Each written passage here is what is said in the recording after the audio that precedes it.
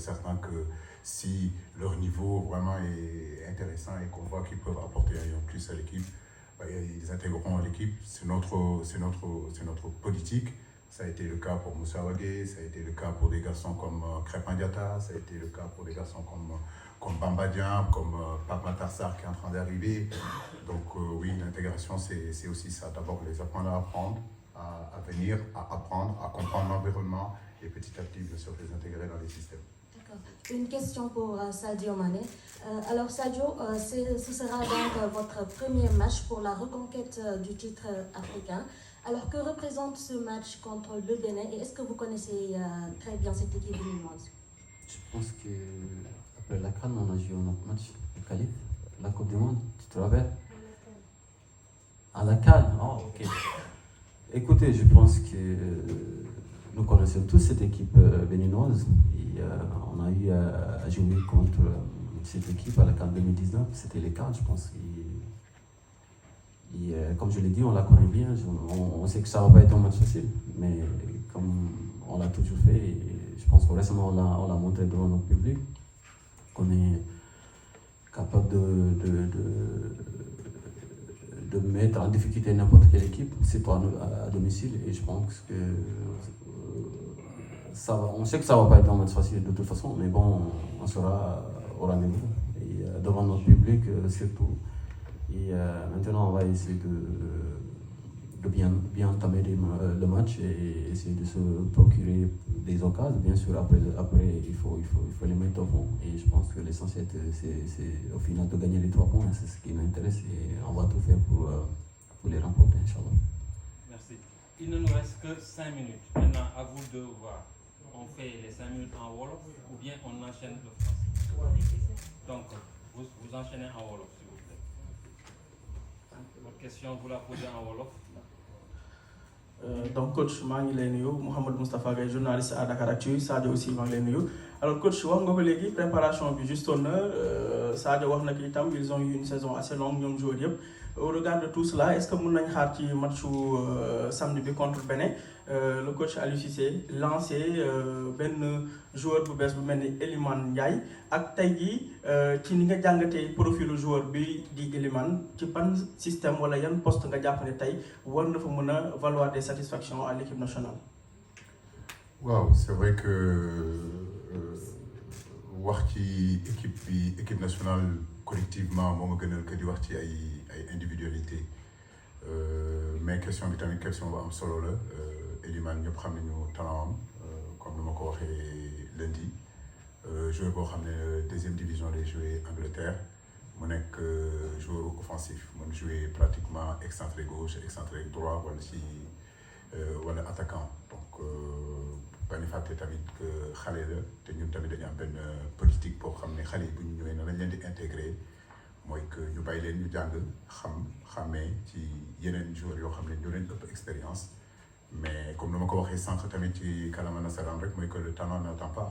Donc progression dinañ ko ñu ngi koy gis tey ñu ngi ak moom depuis une semaine dina dellu ak clubam équipe bi bu ko soxlaa xam naa ni que pare na pour jouer mën naa wax ni que Demba Seck tamit mi ngi tamit ci disposition boobu. Donc foog naa tey bu ñu ñëwee ça veut dire que am na lu ñuy xaar ci ñoom mais lu gën a am solo daal mooy que ñu ñëw ñu dalal leen et puis ñu xam tamit nan la ñuy incorporé wu ci biir équipe nationale bi mu nekk ay xale yoo xam ne comme ni ma ko waxee rek mën nañu jouer excentré gauche mën nañu jouer excentré droit donc mën nañu am ne tamit lenn loo xam ne pour renforcer tamit amélioration équipe bi. En dernière question. J'ai une question pour coach Sadio. dañ lay ñaan rek laajte benn. damay bañ du ma ko nangu. Coach sama question maa ngi leen di nuyu déjà c'est Mariam Ndiaye du journal Les Échos. Coach sama question mooy tey ñëwoon nga ci stade bi mu porté la chance suba nga war fi ñëwaat muy sa deuxième sortie lan la lay def loolu pour Sadio xam naa Kara dina ma lay Sadio actualité bi muy sa club lan nga ñu si mën a wax exactement sa transfert bi. Réponse à cette question. waaw pour mais di ñaan yàlla rek mu continuer c'est vrai que souvenir bu baax nañ fi amoon mooy match bi passé vraiment di jaajëfal encore suñu supporters yi waaw di leen ñaan tamit suba ñu teew supporter équipe bi ñu def ko tamit ci yar ak teggin parce que ci loolu nañu xam donc mais di ñaan yàlla rek mu yokku waaw am ñu yàlla defal ñu fi ay ndam yu bëri man après man ñëpp ñu fi ñëw fii yàlla ñu fi yàlla may ndam.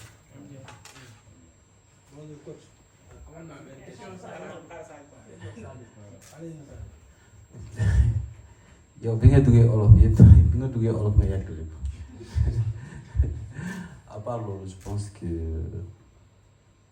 damay dugg réseaux sociaux comme ñëpp comme jeune Sénégal comme nouvelle génération ñëpp et souvent damay gis commentaires yi comme yow comme journaliste yi yëpp je pense que boo xoolee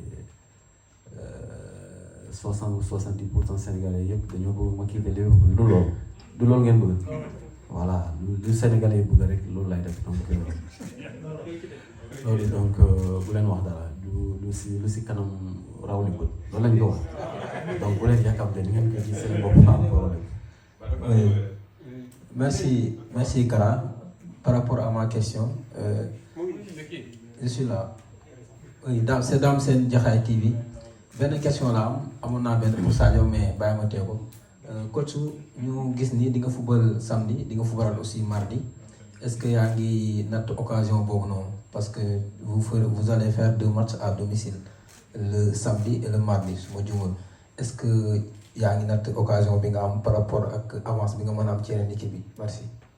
waaw ñu ngi koy natt bu baax je crois que loolu tamit question bu am solo la le fait tamit que ñu nekk ci fin de saison bi comme ni ma ko waxee sant rek où pratiquement suñu joueurs yi dañu jouer match yu bëri donc conseil wu ñu tamit yenn voyage yi yàgg yi c'est vrai que le fait que ñaareelu match bi contre Rwanda ñu mën ko jouer fii bu ñu xoolee nii mën nañu wax ni que avantage la donc nañ def maintenant lu war justement mooy ko profiter tamit ci occasion boobu nga xam ne am nañu suñu ñaari match yi pour gagner ñaari match yi yëpp incha allah.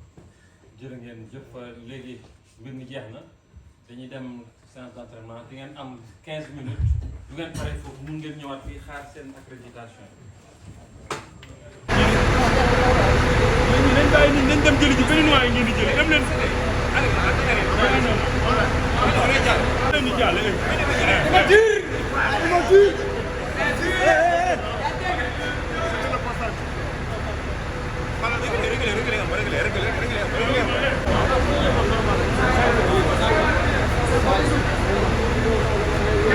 Oh, restez là-bas.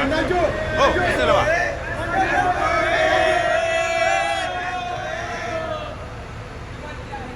Allez, Limon. Restez là-bas.